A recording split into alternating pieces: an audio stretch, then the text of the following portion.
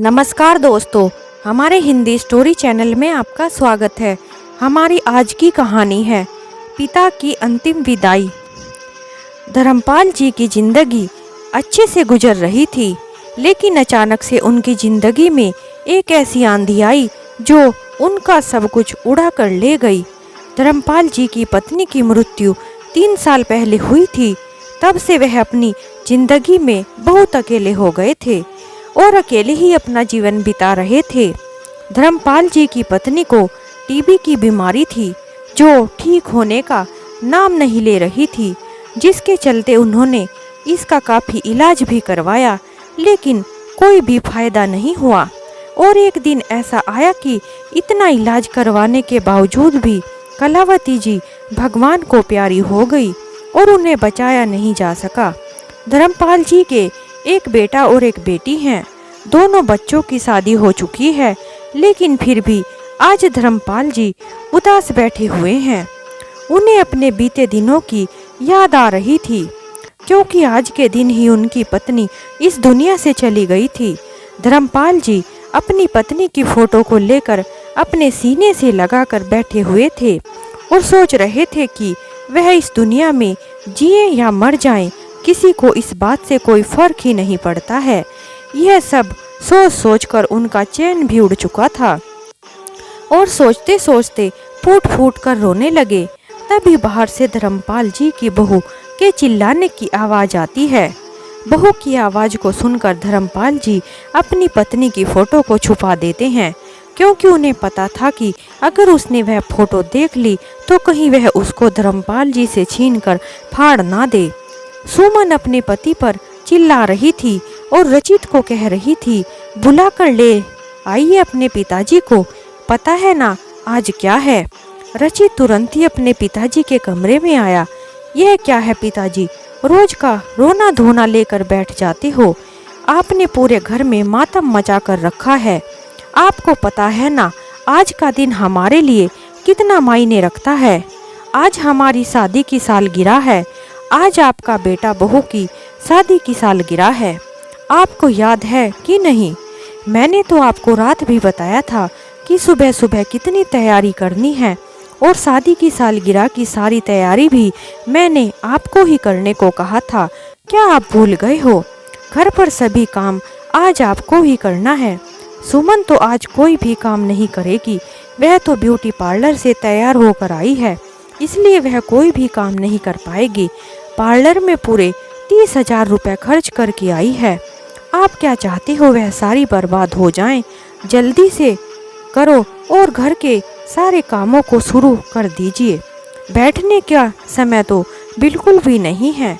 धर्मपाल जी बोले, रचित बेटा तुम्हें याद है ना, आज के दिन तुम्हारी माँ भी हमको छोड़कर चली गई थी। आज तुम्हारी माँ की बरसी है, इसलिए तुम दोनों सालगिरह कैसे मना सकते हो। तुम्हारी माँ की एक अंतिम इच्छा थी, जब उनकी बरसी हो तो उनकी बरसी के दिन गरीबों को कुछ ना कुछ दान किया जाए। दान करने से कलावती की आत्मा को शांति मिलेगी। और बेटा सालगिरह तो हम फिर भी कर सकते हैं, फिर कभी भी मना सकते हैं। पिताजी आप यह कैसी बातें करते हो? ऐसी फालतू बात करने की क्या ज़रूरत है? मेरे पास इतने पैसे नहीं हैं कि मैं गरीबों में बांटता हुआ फिरूं। आपने हमें घर में पैसों का पेड़ लगाकर नहीं दिया है कि जब चाहे और जितना चाहे तोड़ ले। आपकी पत्नी को जब जिंदा थी तब भी चैन से जीने नहीं देती थी, और मरने के बाद भी शांति नहीं है। रचित यह सब बोल ही रहा था कि सुमन भी वहां आ धमकती है। पिताजी आप क्या चाहते हैं? जो इंसान इस दुनिया से चला गया है, उस इंसान की वजह से हम अपनी सालगिरह को मनाना ही छोड़ दे। मैंने कहा था बुढ़िया से कम आज के दिन तो मत मरना, लेकिन जाते जाते भी हमारी शादी की सालगिरह वाले दिन मरी। अब जो इस दुनिया से जा चुका है उसके लिए कुछ करने का क्या फ़ायदा। एक बात कान खोलकर सुन लीजिए पिताजी, हमारी सालगिरह पर किसी के मरने का मातम नहीं मनाया जाएगा, और चुपचाप से आप हमारी सालगिरह की पार्टी की तैयारी शुरू कर दीजिए। इतना कहकर सुमन वहां से चली गई। धर्मपाल जी कलावती जी की फोटो को अपने सीने से लगाकर रोए जा रहे थे और अपनी पत्नी को बोल रहे थे, मुझे माफ़ कर देना, मैं तुम्हारी आखिरी इच्छा को भी पूरा नहीं कर पाया। थोड़ी देर बाद धर्मपाल जी ने किसी तरह से अपने आप को संभाल लिया और अपने बेटा बहू की सालगिरह की तैयारी में लग गए। घर में पार्टी की तैयारी जोरों से चल रही थी। थोड़ी देर बाद मेहमान आने शुरू हो गए थे। सभी मेहमान उनके बेटा बहू के दोस्त थे। आस पड़ोस वालों व रिश्तेदारों को भी बुलाया गया था। सभी लोगों के घर की तरफ ऐसे आश्चर्य भरी नज़रों से देख रहे थे और सोच रहे थे कि उनके घर में यह किस तरह का मातम मनाया जा रहा है, जिसमें पंडितों को बुलाकर पूजा पाठ करने की बजाय डीजे बज रहा है और डीजे पर फिल्मी गाने बज रहे हैं। जोरों शोरों से गानों की आवाज़ आ रही है, लेकिन धर्मपाल जी के बेटा बहू को किसी के सुख दुख से कोई मतलब ही नहीं था। बेटा बहू तो अपनी ही मस्ती में चूर थे। मस्ती में चूर बेटा बहू को किसी की पड़ी ही नहीं थी। धर्मपाल जी ने सारी तैयारी कर दी थी। तैयारी करने के बाद अपने कमरे में चले गए और अपने कमरे में जाकर अपने कमरे में रखी एक मेज पर अपनी पत्नी की फोटो रख ली। फोटो के सामने 2 फूल चढ़ाकर और अगरबत्ती लगाकर कलावती जी की आत्मा की शांति के लिए प्रार्थना कर रहे थे। इस समय सुमन कमरे में आकर कहने लगी, पिताजी, आपको किसने कहा कमरे में आकर बैठने के लिए? घर में इतने सारे मेहमान आए हैं, उन मेहमानों की खातिरदारी कौन करेगा? उन्हें कुछ चाय नाश्ता पूछो, यहाँ कमरे में मत बैठो। मेहमानों के साथ में छोटे छोटे बच्चे भी आए हैं, उन्हें भी कुछ खाने पीने के लिए पूछो। उनकी देखभाल कौन करेगा? बच्चों को किसी चीज़ की ज़रूरत होगी तो कौन देगा? अरे बेटा, क्या अब मैं दूसरों के बच्चों की देखभाल भी करूँगा? क्या यही काम रह गया है मेरा? अपनी आंखों में आंसू लिए धर्मपाल जी कह रहे थे, माना कि बच्चे भगवान का रूप होते हैं, लेकिन तुमने तो मुझे नौकर ही समझ लिया है। कम से कम इस समय तो मुझे अपनी पत्नी की आत्मा की शांति के लिए पूजा करने दो। हे भगवान, मैं तो थक चुकी हूँ हर वक्त सासू जी का नाम सुनते सुनते। अपना रहेगा बांस और ना बजेगी बांसुरी। अब तुम भी देखो कैसे पूजा होती है। सुमन इतना कहकर अपनी सासू माँ की फोटो को उठाकर कमरे से बाहर फेंक देती है। बरसी में शामिल होने आई कलावती जी की बेटी और उसकी सास यह देखकर बहुत गुस्सा होती है। रिया की सासू माँ रिया के घर के माहौल को देखकर सुमन को अलग ही नज़रों से देख रही थी और सुमन को बोली, बहू, यह कैसी बदतमीजी है? तुम्हें जरा सी भी शर्म नहीं है? यह क्या कर रही हो? हम तो बहन जी की बरसी में शामिल होने के लिए आए थे, लेकिन यहाँ आकर तो कुछ और ही नज़ारा देखने को मिल रहा है। यह किस तरह की बरसी मनाई जा रही है? सुमन उनके ऊपर चिल्लाती हुई बोली, आंटी जी, आपको इस बात से क्या लेना देना है? हम अपने घर में मातम मनाए या जश्न, आप कौन है हमें बोलने वाली? आपको हमारे घर से क्या लेना देना है? और वह बुढ़िया अगर मर गई है तो उसके लिए हम क्या अपनी खुशियाँ मनाना भी छोड़ दें? सुमन की बातों को सुनकर रिया तिलमिलाते हुए बोली, भाभी, आप मेरी सासू माँ से इस तरह से बात नहीं कर सकती। क्या आपको जरा सी भी तमीज नहीं रही है कि अपने से बड़ों के साथ कैसे बात की जाती है? क्या सारी शर्म हया भूल गई हो? एक तो माँ की बरसी के दिन तुमने घर में डीजे बजा कर रखा है और ऊपर से चिल्ला भी रही हो। आपने तो सारी हद ही पार कर दी है। दीदी, क्या आप मुझे तमीज सिखाएंगी? कैसे काम करना है और कैसे नहीं, मैं बहुत अच्छे से जानती हूँ। अपनी तमीज अपने पास ही रखिए, हमें आपकी तमीज की कोई ज़रूरत नहीं है। रिया की सास बोली, बहू, क्या तुम सारे संस्कार भूल गई हो? तुम्हें इतना तो पता ही होगा कि आज तुम्हारी सासू माँ की बरसी है, वह भी याद है कि नहीं? हमें किसी की बरसी मनाने की क्या ज़रूरत है? आज हमारी शादी की सालगिरह है, तो आप ही बताइए, हमारे लिए सालगिरह मनाना जरूरी है या फिर बरसी? आप फालतू का तमाशा यहाँ पर मत कीजिए और चुपचाप अपने घर वापस चली जाइए। सुमन ने उनको पीछे की तरफ धक्का देते हुए कहा। तभी सुमन की गाल पर एक जोर का तमाचा पड़ा। अब तक तो मैं यह चुपचाप सुन रही थी कि यह मेरी बहू के मायके का मामला है, लेकिन अब मैं चुप रहने वाली बिल्कुल भी नहीं हूँ। तुम्हें बिल्कुल भी शर्म नहीं आती अपनी सासू माँ के लिए ऐसा बोलते हुए? क्या तुम्हारे माँ बाप ने तुम्हें यही संस्कार दिए हैं और यही सिखाया है कि बड़ों के साथ कैसे बदतमीजी करनी है? आंटी जी, खबरदार, अगर मेरे माँ पिता का नाम लिया तो मुझसे बुरा कोई नहीं होगा।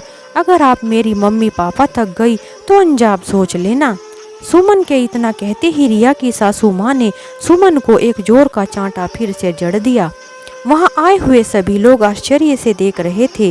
रिया की सास बोली, बहू, अच्छे से जानती हो तुम जैसी लड़कियों को, जो अपने घर की बिगड़ी हुई आती हैं, उसे ससुराल में आते ही सबका जीना हराम करके रख देती हैं।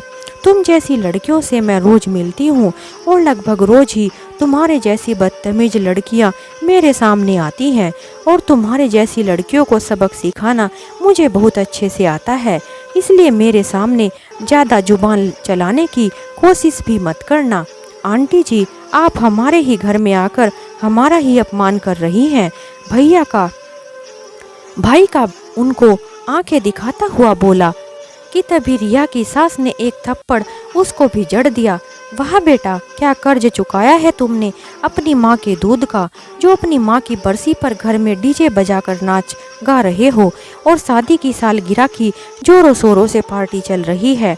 तुम अपनी पत्नी पर लाखों रुपया खर्च कर रहे हो, लेकिन अपनी माँ की आखिरी इच्छा को पूरा करने के लिए तुम्हारे पास पैसे नहीं हैं और अपनी माँ की बरसी पर एक छोटी सी पूजा भी नहीं करवा सकते। लानत है तुम जैसे बेटे पर। तुम्हें अपने आप पर शर्म नहीं आती क्या? पार्टी में आए सभी लोगों के सामने सुमन और रचित को रिया की सास ने इतना शर्मिंदा किया कि पार्टी में आए सभी लोग अपने सर को झुकाकर वहाँ से चले गए। रिया के साथ अपनी समधन को सहानुभूति देती हुई बोली, भाई साहब, आपने हमें बताया क्यों नहीं? आपका बेटा बहू आप पर कितना अत्याचार करते हैं। आपने हमें नहीं अपना माना क्या? एक बार तो हमें बताया होता, हम कुछ तो करते। आप इतनी तकलीफ में थे, कुछ कहते क्यों नहीं हैं? क्या हम आपके अपने नहीं हैं? उनकी बातों को सुनकर धर्मपाल जी रोने लगे। अपने पिताजी की ऐसी हालत देखकर रिया का कलेजा कांप रहा था। रिया को कुछ दिन पहले ही पड़ोस के एक अंकल ने रिया को सब कुछ बता दिया था कि उसके भैया भाभी उसके पिताजी के साथ कैसा व्यवहार करते हैं। रिया की सासू माँ धर्मपाल जी से बोली, भाई साहब, आप रोना बंद करो, अब आप चुप हो जाइए और मुझे सब कुछ सच बता दीजिए। इन लोगों ने आपके ऊपर क्या क्या अत्याचार किए हैं? उनकी सहानुभूति से धर्मपाल जी भावुक हो उठे और अपनी अतीत के पन्ने पलटने लगे। आप इस बूढ़े को समझा देना, 2 दिन बाद घर में पूजा रखी गई है, कम से कम उस दिन तो मेरा दिमाग खराब ना करें। चुपचाप अपने कमरे में बैठे रहें। अगर कमरे से बाहर आए तो और कुछ भी इधर से उधर हुआ तो फिर इनकी खैर नहीं है। मैं बिल्कुल भी बर्दाश्त नहीं करूंगी और मैं भूल जाऊंगी कि यह तुम्हारे पिताजी हैं। मैं धक्के मारकर घर से बाहर निकाल दूंगी। फिर मुझे मत कहना, उसके बाद आपकी मुझे रोक नहीं पाएंगे। इसलिए आपको पहले ही बता रही हूँ। सुमन अपने पति से कह रही थी। रचित कहने लगा, तुम क्या चाहती हो? क्या मैं तुम्हारे कहने पर पिताजी को समझाने के लिए जाऊं? कम से कम पिताजी को तो तुम संभाल ही सकती हो। लोग सच ही कहते हैं, इंसान चाहे कितना बड़ा आदमी क्यों ना बन जाए, लेकिन अपनी पत्नी के सामने भीगी बिल्ली बन जाता है और उसकी बोलती भी नहीं खुलती है। देख लो, तुम्हारी घर वाले आ रहे हैं, उनके सामने अगर तुम अपनी इज्जत बचाना चाहती हो तो पिताजी को तुम ही अच्छे से समझा देना और मुझे इन सब बातों से दूर ही रखना। बाहर की परेशानी क्या कम होती है, जो घर की परेशानी भी मुझे ही संभालनी पड़ेगी। इतना कहकर रचित चला गया। रचित के चले जाने के बाद सुमन बड़बड़ाने लगी, अब देखती हूँ मैं इस बूढ़े को, मेरी भी मजबूरी है इसका अपने साथ रखने की, वरना मैं तो कब के इन्हें घर से बाहर निकाल देती। अगर मेरी पूजा खराब हुई तो फिर तो मुझे इनके लिए कुछ ना कुछ तो करना ही पड़ेगा, लेकिन अभी प्यार से समझा कर देखती हूँ। इतना कहकर अपने ससुर के कमरे में चली गई और बोली, पिताजी आप तो जानते हैं 2 दिन बाद घर में पूजा रखी गई है और हमारे बेटे का जन्मदिन भी है। मैं नहीं चाहती कि उस दिन कुछ हंगामा हो, इसलिए अच्छा होगा कि आप अपने कमरे में ही रहना, बाहर बिल्कुल भी मत आना। मैं आपको मना कर रही हूँ, लेकिन मुझे यह भी अच्छे से पता है कि आप मेरी बात बिल्कुल भी नहीं मानेंगे और इधर से उधर भटकेंगे ज़रूर, लेकिन आगे क्या होगा इसके लिए भी तैयार रहना। इतना कहकर वह चली गई। धर्मपाल जी सोचने लगे, मेरे बच्चे मजबूरी में मुझे अपने साथ रखना चाहते हैं। मुझको बस अपने बच्चों की बर्थडे पार्टी और पूजा की पड़ी है, लेकिन पार्टी में इतने मेहमान आएंगे जिसमें अपने पिता की बिल्कुल भी ज़रूरत नहीं है। पूरे घर में अच्छे अच्छे पकवानों की खुशबू फैल रही थी। सभी लोगों की बातें करने और हंसने की आवाज़ आ रही थी, लेकिन उनकी हिम्मत नहीं हो रही थी वह भी त्योहार और उन खुशियों का हिस्सा बन जाएं। धर्मपाल जी तो अपने कमरे में चुपचाप बैठे हुए थे। धर्मपाल जी तो बोला गया था कि कमरे से बाहर बिल्कुल ना आए, लेकिन पकवानों की खुशबू अपनी ओर खींच रही थी। धर्मपाल जी सोचने लगे कि अपनी पत्नी और बेटी के साथ त्योहार मनाते थे। उनकी पत्नी कितने चाव से उन्हें अपने हाथ से हलवा बनाकर खिलाती थी, लेकिन अब तो कलावती जी की मौत के साथ यह सब कुछ खत्म हो गया है। उनका यह सपना ही बनकर रह गया है। लेकिन जैसे उनके बेटे की शादी हुई है और बहू घर में आई है, उनका तो बेटा भी बदल गया है और जब से बड़ा आदमी बन गया है वह तो इंसान से हैवान नहीं बन गया है। बेटे के जन्मदिन में छोटी पार्टी करने के बजाय बड़ी बड़ी पार्टी की जाती है और पार्टी में बेटे बहू के रिश्तेदार और उसके मायके वाले आते हैं। मेरी तो बेटी को भी बुलाया नहीं जाता। धर्मपाल जी सुमन के मायके वालों से कोई खास दिलचस्पी नहीं रखते थे। वैसे भी धर्मपाल जी अपने कमरे से बाहर बहुत कम ही आते थे, क्योंकि जब भी धर्मपाल जी अपने कमरे से बाहर आते थे सुमन चिल्लाने लगती थी। इस धर्मपाल जी का पार्टी में रहना उसे पसंद नहीं था। उसे लगता था कि पार्टी में धर्मपाल जी के आने से उनकी पार्टी खराब हो जाएगी। धर्मपाल जी अकेले अपने कमरे में बैठे हुए अपनी पत्नी की फोटो के सामने बोले, अगर आपके बेटा बहू का बस चले तो वह मुझे घर से ही बाहर कर दें, लेकिन मुझे भी पता है कि वह किसकी वजह से मुझे घर से बाहर नहीं निकाल सकते। मुझे सब पता है। पहले ही सोचता है कि लोग क्या कहेंगे। कितने बड़े आदमी का पिता ऐसे घूम रहा है और इतना बड़ा आदमी अपने पिता की देखभाल भी नहीं कर पा रहा है। मजबूरी में वह मुझे अपने साथ रख रहे हैं। जब पूरे घर में ही रोशनी होती है, लेकिन मेरे कमरे में तो हमेशा अंधेरा ही रहता है। उनकी आंखों में आंसू आ जाते हैं। सुमन ने दरवाज़ा खोला और धर्मपाल जी की तरफ एक कुर्ता पजामा बढ़ाते हुए कहने लगी, यह लीजिए पिताजी, यह कपड़े पहन लीजिए। कहीं भूले भटके अगर कोई मेहमान इस कमरे में आ गया तो हमारी इज्जत खराब हो जाएगी। और अच्छे से हाथ मुंह धोकर कंघी कर लीजिएगा और सभी को बस नमस्ते कर लेना। क्या जवाब देने की ज़्यादा ज़रूरत नहीं है और ना ही ज़्यादा बोलने की ज़रूरत है। अब अच्छे से समझ गए ना। सुमन यह सब कुछ बोल जा रही थी और धर्मपाल जी को पकवानों की खुशबू अपनी तरफ खींच रही थी। बहू बीच में रोकते हुए बोले, बहू यह तो बताओ कि पोते के जन्मदिन पर क्या क्या बन रहा है। खुशबू तो बड़ी ही अच्छी आ रही है। सुमन बोली, हे भगवान, जब देखो बस खाने की बात रहती है और कोई बात याद नहीं रहती। मैंने आपको जो कहा है वह सुना कि नहीं? पूजा खत्म हो जाने के बाद अपने कमरे से बाहर आना, उससे पहले सोचना भी मत। अगर कोई कमरे में आए तो बात करने की ज़रूरत नहीं है। और शाम के समय जन्मदिन की पार्टी रखी गई है। धर्मपाल जी ने हाँ में अपना सिर हिला दिया और बोले, बहू क्या मैं पूजा में भी शामिल नहीं हो सकता? नहीं, बिल्कुल भी नहीं। अपने कमरे से बाहर भी मत निकल जाना। धर्मपाल जी को बहुजोरों की भूख लगी हुई थी। उन्होंने कहा, अच्छा बहू, कुछ खाने को ही दे दो। सुबह से बस एक कप चाय ही पी है, उसके अलावा कुछ भी नहीं खाया है।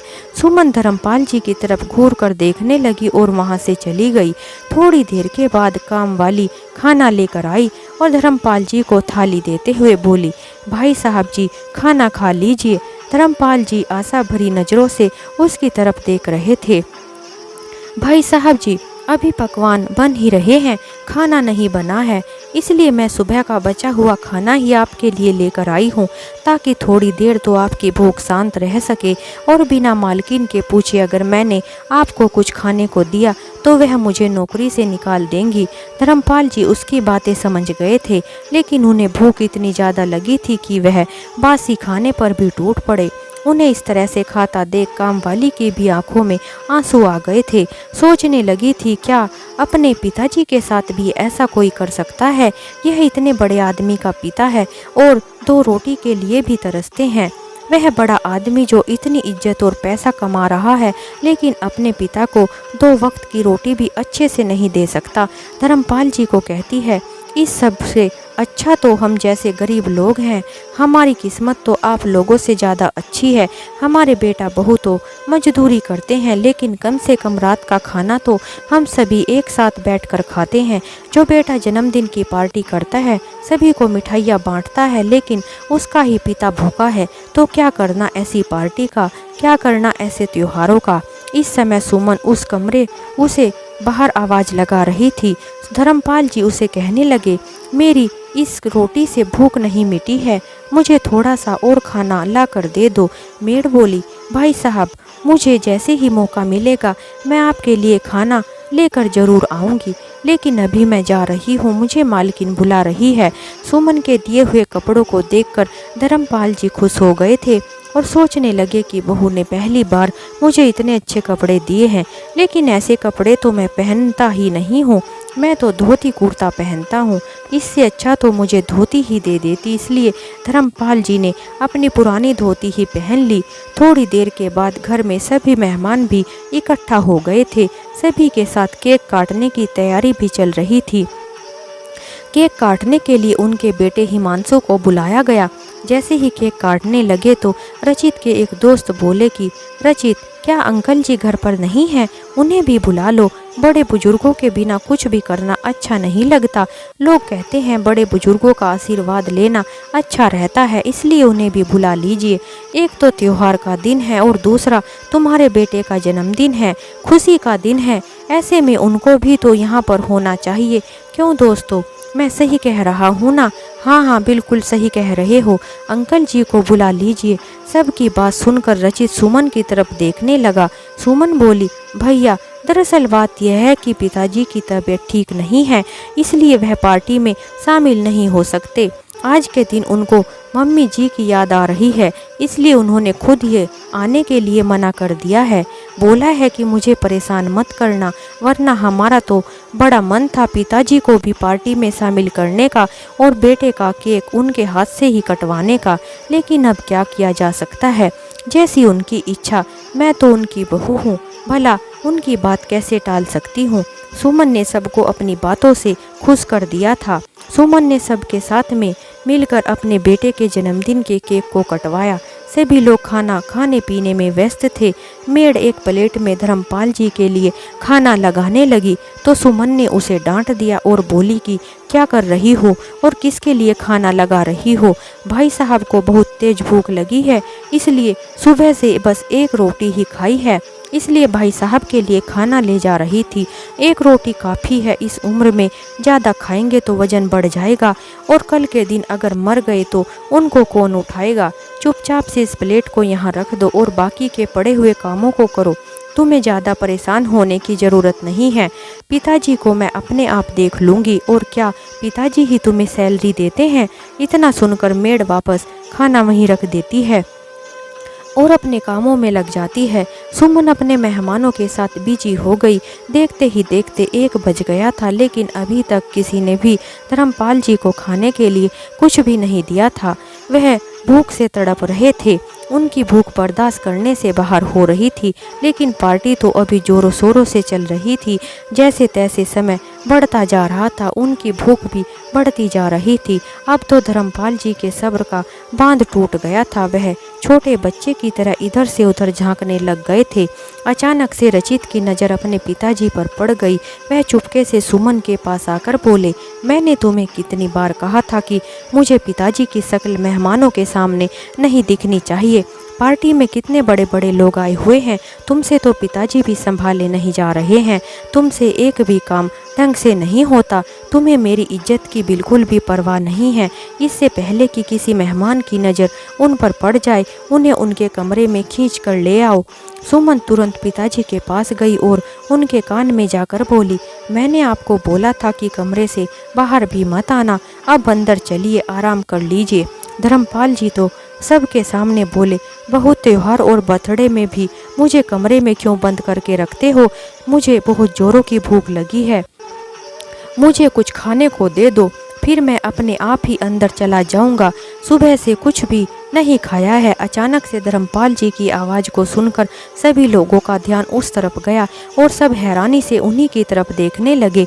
एक औरत दूसरी औरत को कह रही थी, देखो तो इनका बेटा इतना बड़ा आदमी है, अब तक अपने पिताजी को खाना भी नहीं दिया है, अभी तक बेचारे भूखे ही बैठे हैं, सबको पकवान खिला रहा है और बहू भी देखो कैसे मज़े कर रही है। और लोग भी तरह तरह की बातें करने लगे। सुमन ज़बरदस्ती धर्मपाल जी को खींचकर कमरे में ले गई और उन्हें पलंग पर धक्का देते हुए कहने लगी, अगर इस बार तुम कमरे से बाहर आए तो मुझसे बुरा कोई नहीं होगा, चुपचाप अपने कमरे में पड़े रहो। तुम्हें बिल्कुल भी शर्म नहीं आती अपने बेटे की इज्जत की धज्जियां उड़ाते हुए? क्या बताना चाहते हैं आप लोगों को कि हम आपको कभी खाना भी नहीं देते हैं और आपको भूखा रखते हैं? तुमसे तो मैं बाद में निपट लूँगी, पहले जो मेहमान आए हुए हैं और जो तुम बाहर रायता फैला कर आए हो उसे समेट लो। धर्मपाल जी कुछ कहते उससे पहले ही सुमन दरवाजे को बंद करके बाहर चली गई और बाहर सबके सामने आकर नौकरानी को कहने लगी, जल्दी से पिताजी को खाना देकर आओ, तुम्हें पता है ना वह बूढ़े हो गए हैं, अभी थोड़ी देर पहले ही तो उन्होंने खाना खाया था और फिर से उन्हें भूख लग गई है। लेकिन कोई बात नहीं, अगर हम उनका ख्याल नहीं रखेंगे तो और कौन रखेगा? वह नौकरानी आश्चर्य से सुमन की तरफ देख रही थी। मौके का फायदा उठाकर वह नौकरानी फटाफट से खाना लगाकर धर्मपाल जी के कमरे में लेकर चली गई। धर्मपाल जी अपने कमरे में बैठे हुए रो रहे थे और उसे देखते ही बोले, देखो ना मेरी कमर में कितनी तेज धक्का मारा है, जिसकी वजह से मेरी कमर में बहुत दर्द हो रहा है। बुढ़ापे के कारण उनका शरीर कमज़ोर हो गया था, जिसकी वजह से उनकी कमर में निशान भी पड़ गया था। नौकरानी फटाफट से दवाई लेकर आई और उनकी कमर पर लगा दी और दवाई लगाती हुई बोली, आप पहले खाना खा लीजिए, मैं अपने हाथों से आपको दवाई लगा रही हूँ। दवाई लगाकर उस नौकरानी ने अपने हाथों से ही धर्मपाल जी को खाना खिलाया। पेट की भूख के आगे कमर का दर्द भी कम लग रहा था। वह नौकरानी बोली, भाई साहब एक बात कहूँ, अगर आपके बेटे त्योहार के दिन भी आपसे दो शब्द मीठे नहीं बोल सकते तो आप क्यों बर्दाश्त करते हो? आपके पास कौन सी कमी है? आप अपने बेटे पर क्यों मोहताज हो? सब कुछ तो आप ही का है, जानते हो मेरे पास सब कुछ था और सब कुछ है। अगर मैं चाहूँ तो अपने लिए अलग से नौकर रख सकता हूँ, लेकिन मेरी खेती बाड़ी से जो भी पैसा आता है वह भी मेरे बेटा बहू ही रख लेते हैं। वह तो अच्छे से जानते हैं कि इसके अलावा मेरा और कोई भी नहीं है। इनकी माँ भी भगवान को प्यारी हो गई है, अब मैं कहाँ जाऊँ? कहते कहते धर्मपाल जी रोने लगे। अगर अपने बेटे को पढ़ा लिखा कर इतना बड़ा आदमी बना सकते हो और ज़मीन जायदाद नहीं संभाल सकते, आपके इतने बुरे दिन तो नहीं आ गए हैं कि आप रोटी के लिए मोहताज हो जाएं। आप भले ही एक रोटी क्यों ना खाएं, लेकिन वह रोटी स्वाभिमान की तो होनी चाहिए। अगर मेरा बेटा ऐसा करता मैं तो उसके साथ सारे रिश्ते ही ख़त्म कर देती, लेकिन आप तो पढ़े लिखे इंसान हैं, फिर भी आप इतना बर्दाश्त कर रहे हैं। तभी सुमन मेड़ को आवाज़ लगा लेती है और वह उसकी आवाज़ सुनकर बाहर चली गई। धर्मपाल जी उस नौकरानी की बात को समझ रहे थे, उसकी कही हुई एक एक बात सही थी, लेकिन धर्मपाल जी अकेले इस उम्र में नहीं रहना चाहते थे। अकेलापन बर्दाश्त नहीं होता था, इसलिए वह अपनी बेटा बहू की सारी बदतमीजियां बर्दाश्त करते थे और वहीं पड़े रहते थे। लेकिन आज तो उन्होंने किया, उसके बाद तो धर्मपाल जी के सब्र का बांध ही टूट गया था। धर्मपाल जी अपनी ख्यालों की दुनिया से बाहर आए तो रिया की सासू माँ उनका हाथ पकड़कर उनके कमरे में ले गई। नौकरानी भी उनका खाना लगा कर लाई। अब तो सुमन और रचित को समझ नहीं आ रहा था कि क्या करें। रिया की सास ने धर्मपाल जी को पता नहीं क्या समझाया कि धर्मपाल जी सोचने लगे, अगर एक औरत इतना साहस दिखा सकती है तो मैं क्यों नहीं। अब तो धर्मपाल जी ने अपने आंसू पोंछे और खाने को एक तरफ रख दिया और कहने लगे, क्या यह सम्मान की रोटी है? जब वह नौकरानी खाने की प्लेट लेने आई, उसने देखा कि खाना तो ऐसे ही पड़ा था। धर्मपाल जी अपनी फोटो को देख रहे थे। वह मेड बोली, क्या भाई साहब, आपने खाना क्यों नहीं खाया है? नहीं चाहिए मुझे यह तिरस्कार की रोटी, इसे वापस ले जाओ।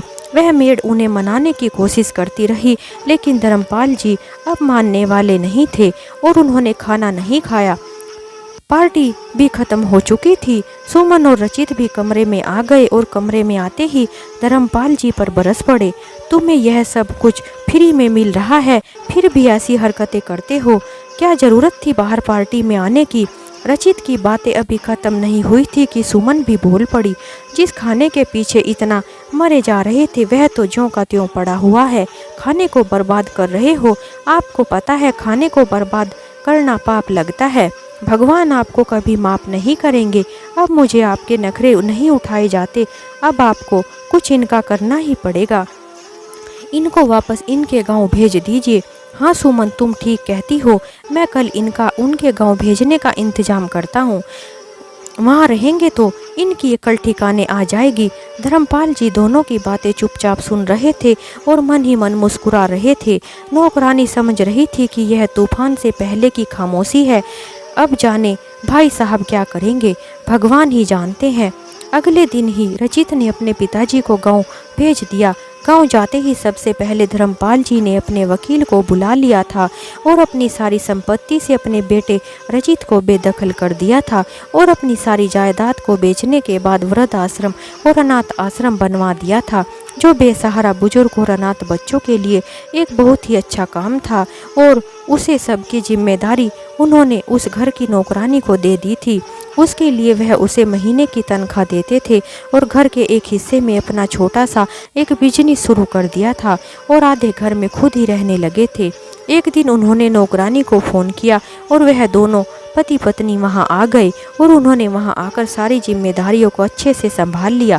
अब तो धर्मपाल जी स्वाभिमान और सुकून की 2 रोटी खाते थे और उनकी इनकम होती थी जो अपने बेटा बहू के पास ना भेजकर अपने पास ही रखते थे। जब उनके पास पैसा नहीं गया तो वह दोनों भी गांव में पहुंच गए और गांव में आकर जब उन्होंने अपने पिताजी के ऐशो आराम को देखा तो कहने लगे, घर का आपने क्या बनाकर रख दिया है? और इस बार क्या खेतों में फसल नहीं हुई है जो पैसे मेरे अकाउंट में नहीं आया है? इतना बड़ा फैसला लेने से पहले आपको मुझसे पूछना चाहिए था। धर्मपाल जी बोले, तुमसे क्यों पूछूं? तुम कौन होते हो?